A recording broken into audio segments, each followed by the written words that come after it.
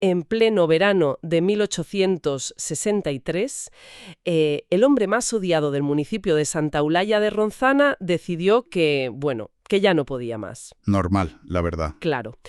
Renunció a su puesto de trabajo sabiendo perfectamente que con su marcha dejaba al ayuntamiento entero asomado al precipicio de la quiebra. Literalmente al borde del abismo. Y lo más sorprendente de todo esto es que las autoridades locales no intentaron detenerlo. Al contrario, le abrieron la puerta de par en par. Ostras, es que es fascinante. Es de locos. Hoy vamos a hacer una inmersión documental muy especial para quienes nos escuchan. No estamos leyendo un libro de texto ya procesado, nos vamos a meter de lleno en un archivo vivo. Un archivo con mayúsculas. Exacto. Tenemos delante los escaneos de las actas municipales originales de este pueblo rural de mediados del siglo XIX. Merge no es la típica lista burocrática aburrida de ordenanzas. Para nada. Es un relato de supervivencia puro y duro. Estas actas manuscritas nos cuentan el día a día de una comunidad intentando no colapsar. Ajá. Porque la política local, en la España de 1863, estaba marcada por, recursos inexistentes, presiones asfixiantes y un esfuerzo monumental por parte de los vecinos. Totalmente.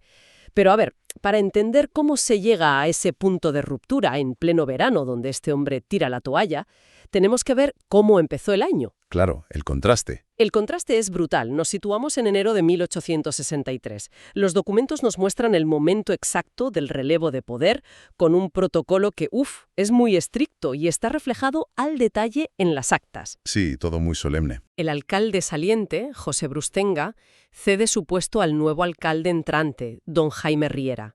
Se describe cómo Riera jura el cargo y asume las varas de mando, que era lo que dictaba la ley municipal.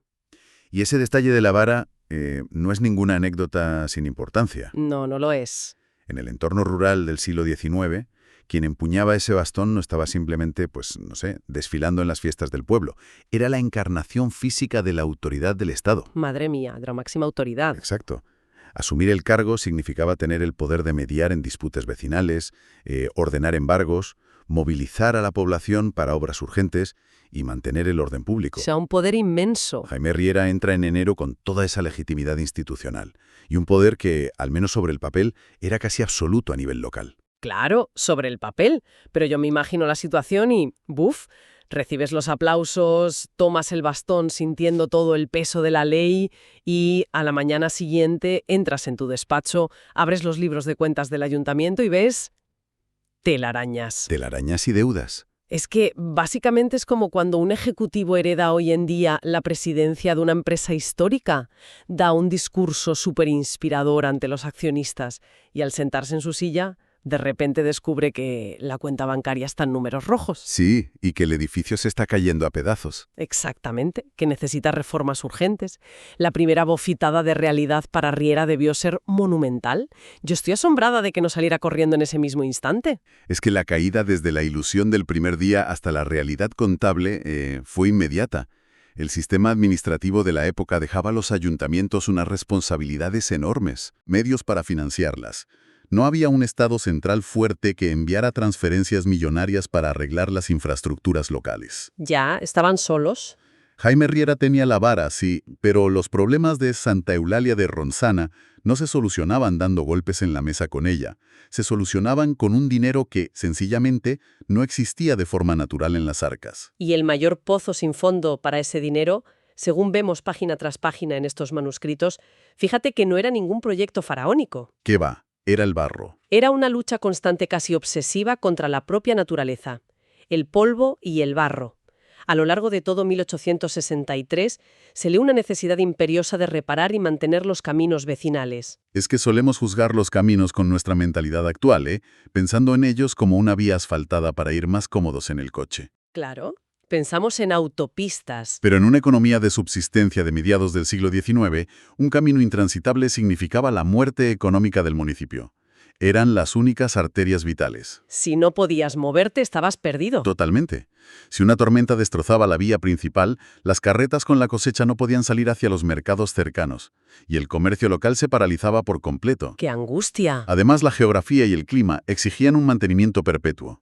La naturaleza reclamaba su espacio constantemente, destruyendo en invierno todo lo que se había arreglado con tanto esfuerzo en verano. Claro, y combatir a la naturaleza tiene un precio, y aquí es donde las actas sueltan la cifra que vertebra toda esta tensión que vemos en los documentos. Una barbaridad de dinero. El coste total de mantener y reparar el municipio con esos caminos como agujero negro del presupuesto es de 12.191 reales.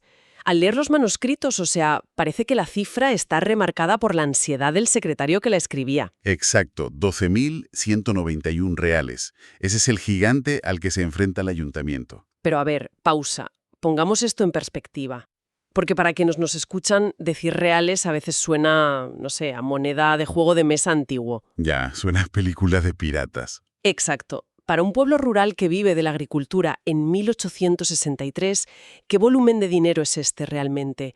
Es el equivalente a que hoy un ayuntamiento pequeño tenga que construirse su propio aeropuerto internacional a escote. Pues mira, la proporción es sumamente parecida en términos del esfuerzo exigido a la población. Hay que entender cómo funcionaba la economía rural de la época. A ver. Gran parte de la población eran jornaleros o pequeños propietarios agrícolas que vivían prácticamente al día. El dinero físico, el efectivo, circulaba muy poco. Claro, no tenían monedas en el bolsillo. Muchísimas transacciones diarias se hacían mediante trueque o pagos en especie. Un trabajador del campo podía ganar unos pocos reales por una jornada de sol a sol, partiéndose la espalda. Uf, tela. Así que pedirle a una comunidad así que genere de la nada más de 12.000 reales en moneda contante y sonante para financiar al ayuntamiento es extraer riqueza de un lugar donde casi no hay liquidez. Es como exprimir una piedra. Entonces, el ayuntamiento tiene una factura de 12.191 reales sobre la mesa y unos vecinos que apenas ven el billete o la moneda en efectivo en todo el año. Eso es. Esto nos lleva directamente a cómo se financiaba la maquinaria local. Porque para pagar esa factura hay que recaudar impuestos. Y llegamos al protagonista que mencionábamos al mismísimo principio. ¿El señor Barbañi? Julio de 1863. La presión estalla por el eslabón más débil y don Pedro Barbañi presenta su dimisión inamovible. Pedro Barbañi tenía uno de los peores trabajos concebibles en la España del siglo XIX. Las actas lo denominan cobrador de la contribución de consumos. Menudo título. Y si queremos entender por qué dimitió de esa manera, tenemos que entender qué era exactamente el impuesto de consumos. A ver, por el nombre suena a un impuesto sobre las ventas, una especie de IVA antiguo. Podríamos compararlo, sí, pero con una crueldad añadida. Los consumos eran impuestos indirectos que gravaban los artículos de primera necesidad. Lo básico para vivir. Se resumían en 3 categorías fundamentales: el comer, el beber y el arder. Madre mía, comer, beber y arder. Es decir, los alimentos diarios, el vino, el aceite, el jabón y la leña o el carbón para calentarse en invierno. Era un impuesto tremendamente regresivo. O sea que castigaba muchísimo más a los más pobres.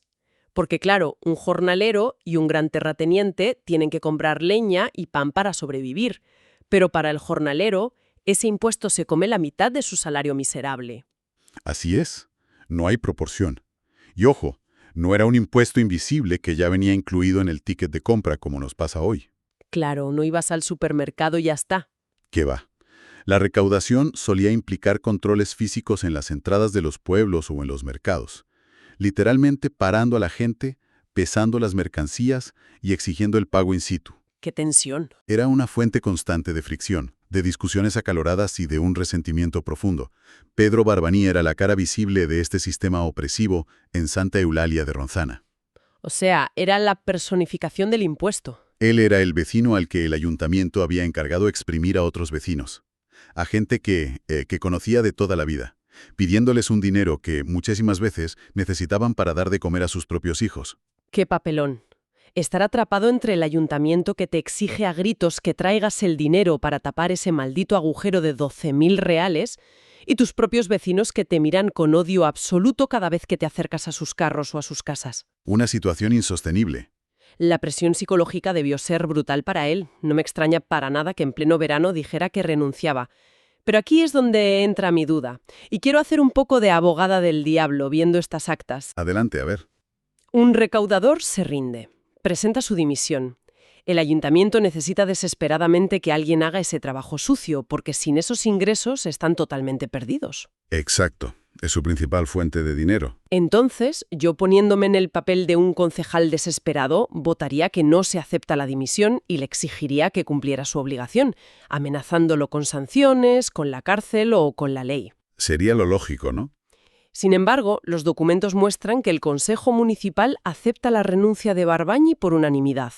Todos votan a favor de que se vaya tranquilamente a su casa. ¿Por qué le dejan escapar tan fácilmente? Porque no había escapatoria para nadie. Y los concejales lo sabían perfectamente.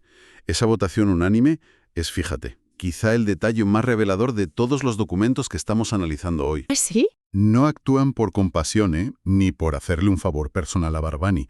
Votan a favor porque son plenamente conscientes de que la misión que le habían encomendado era imposible. Ya, que no se podía rascar más. Entienden la temperatura social de las calles de su propio pueblo.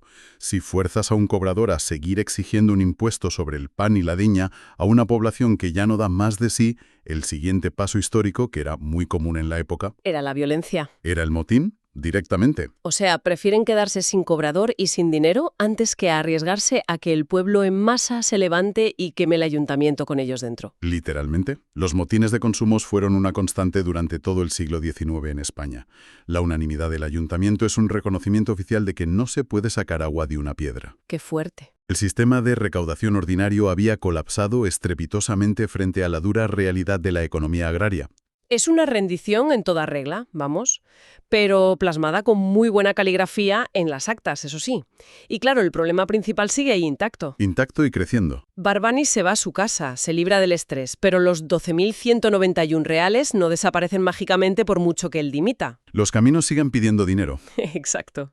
Y las actas también mencionan que otras vías de ingresos, como la contribución territorial y el subsidio industrial, tampoco eran para nada suficientes. Así que volvemos a nuestro alcalde, don Jaime Riera. Pobre hombre. El mismo que en enero tomó con tanto orgullo aquel símbolo de autoridad, llega a la segunda mitad del año y tiene que tomar medidas completamente desesperadas. Es que cuando la maquinaria ordinaria de un ayuntamiento fracasa, se recurre a la caja de herramientas de emergencia. ¿Y cuál era esa herramienta? En la administración de 1863, esa herramienta se llamaba recargo extraordinario, y más concretamente, el repartimiento vecinal. El repartimiento. Es el mecanismo administrativo que utilizaron para intentar salvar las cuentas, pero traía consigo una carga de conflictividad enorme en el pueblo.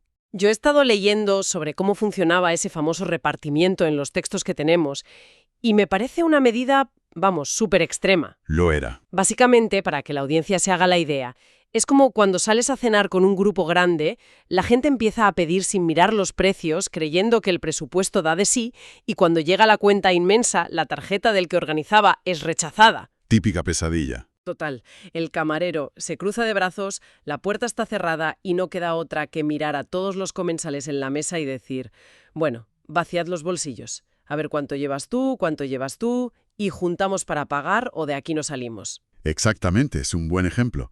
Pero imagínate que en esa cena no ponéis todos lo mismo, sino que además el que decide cuánto dinero tienes que poner tú y cuánto tengo que poner yo es el vecino de enfrente. ¡Ostras! Basándose únicamente en lo que él cree que ganamos o las tierras que supone que tenemos. Ese era el verdadero polvorín del repartimiento vecinal. Claro, eso es una bomba de relojería, porque hoy en día el Estado sabe perfectamente lo que ingresas, cruza los datos de Hacienda en 2 segundos y te aplica un porcentaje. Claro, es automático. Pero en 1863, en un entorno rural, ¿cómo calculabas exactamente la riqueza real de cada familia para dividir la deuda gigante del ayuntamiento? Ese era el drama, precisamente. Se formaban juntas locales para evaluar a ojo la capacidad económica de cada vecino. El ayuntamiento calculaba el déficit exacto que faltaba para cuadrar el presupuesto Ajá. y luego dictaminaba la cuota que cada cabeza de familia debía aportar obligatoriamente de su propio bolsillo. Como te puedes imaginar, esto generaba unas acusaciones constantes de favoritismo. Lógico. Te acuso de que tienes más ovejas de las que dices. Eso es, de ocultar bienes o incluso de castigar a los enemigos políticos asignándoles cuotas mucho más altas de las que podían permitirse pagar. Las peleas eran monumentales en el pueblo. Y las actas nos dejan un detalle buenísimo sobre esto. Mencionan en una página que tienen que aumentarle el sueldo al secretario del ayuntamiento. Es verdad, el pobre secretario. Y la razón oficial que dan es por el inmenso volumen de trabajo extra. Imagina la montaña de papeleo, los cálculos interminables a pluma y tintero. Y las quejas. Y las apelaciones, claro, de vecinos indignados entrando por la puerta intentando demostrar que no tenían dinero para pagar su parte del repartimiento. La burocracia para gestionar la miseria requería más dinero. Es la paradoja perfecta de la administración, ¿verdad? Cuesta dinero recaudar el dinero que no tienes. Pero a la vez, el repartimiento refleja algo muy, muy profundo sobre cómo se entendía la comunidad en aquel entonces. ¿En qué sentido? Pues que a pesar de las fricciones y de las peleas por las cuotas, era el último mecanismo de supervivencia colectiva. Si el médico del pueblo no cobraba, pues se iba. Si los caminos no se arreglaban, el pueblo se aislaba y se moría de hambre. Ya, era vida o muerte. Implementar el repartimiento vecinal era la forma dramática que tenía el ayuntamiento de decir: oye, si no nos salvamos nosotros, rascando nuestros propios bolsillos, nadie vendrá de fuera a rescatarnos. Lo cual, si lo piensas, cierra el arco narrativo del mandato del alcalde de una manera casi de tragedia griega. Totalmente. Fíjate en el viaje personal de Jaime Riera. Empieza el mes de enero en el centro del salón del ayuntamiento, asumiendo su cargo con toda la formalidad de la ley, tomando un bastón que simbolizaba el poder absoluto. Sintiéndose el rey del mundo. Y termina el año después de luchar sin descanso contra el barro y el polvo de los caminos, teniendo que firmar medidas límite, pidiendo a los mismos vecinos que le aplaudieron que pongan sus últimos céntimos sobre la mesa para evitar que el pueblo desaparezca administrativamente. Es que su mandato no fue una cuestión de implementar grandes filosofías políticas ni de hacer discursos vacíos. Estos documentos nos demuestran que gobernar en esa época y en ese lugar era el puro arte de gestionar la precariedad extrema. Gestionar la miseria, básicamente. Era tomar decisiones durísimas sobre a quién exigirle dinero cuando nadie lo tenía y cómo mantener la paz social en un pueblo asfixiado por los impuestos. El verdadero peso de su cargo no estaba en el trozo de madera que le entregaron en enero. Estaba en los números. Estaba en esa aritmética implacable y cruel, sí. Y eso es precisamente lo que hace que analizar fuentes originales como estas sea una experiencia tan potente para nosotros. Podríamos haber leído un resumen de 2 líneas en un libro de texto diciendo, que en 1863 hubo dificultades económicas en el ámbito local. Y te quedas igual. Exacto. Pasas página.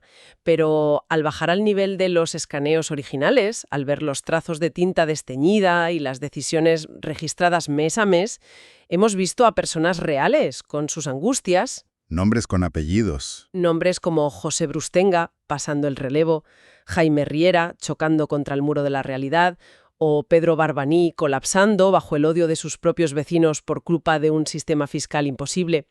Hemos transformado unos papeles viejos en un drama humano. Eso es. Porque en el fondo, la historia no es solo una sucesión aburrida de cambios de gobierno en las grandes capitales o firmas de tratados internacionales. La verdadera textura de la historia se encuentra aquí, en estos microdramas de 12.191 reales. ¡Qué gran verdad! En la ansiedad de no poder arreglar un camino destrozado y en la tensión de una reunión donde todo el mundo vota en silencio para aceptar una dimisión, porque todos saben que la alternativa es muchísimo peor. Es la resiliencia humana frente a un sistema que simplemente no funciona. Totalmente de acuerdo. Ha sido una inmersión apasionante en la realidad de Santa Eulalia de Ronçana. Pero antes de terminar este viaje por los archivos, ¿queda una lección clara para llevar a nuestro propio terreno hoy en día? A ver. Si mañana mismo pudiéramos acceder a las actas internas, a los correos electrónicos confidenciales o a las hojas de cálculo de nuestro propio ayuntamiento o de las grandes instituciones que nos rodean, ¿qué historias similares encontraríamos ahí ocultas? Ostras, da que pensar. ¿Qué profesionales estarían hoy, en pleno siglo XXI, en el papel de Pedro Barbanis, al borde del colapso por presiones estructurales invisibles que el sistema les obliga a soportar? Habría más de uno, seguro. Y más interesante aún, cuando alguien dentro de 160 años analice nuestros archivos digitales, nuestros correos y registros en la nube, ¿serán capaces de leer entre líneas y encontrar el drama humano? Las noches sin dormir, claro. Exacto, las noches sin dormir y la supervivencia diaria, tal y como nosotros lo hemos encontrado hoy en la tinta descolorida de 1863. Es una perspectiva fantástica. Todo archivo, por muy aséptico o digital que parezca a primera vista, siempre esconde el pulso vivo de la gente que tuvo que escribirlo. Y con esa reflexión sobre cómo dejamos nuestra propia huella documental para el futuro, cerramos los libros de actas por hoy. Nos despedimos de 1863. Ha sido un placer acompañar a nuestra audiencia en este análisis documental. Hasta la próxima inmersión.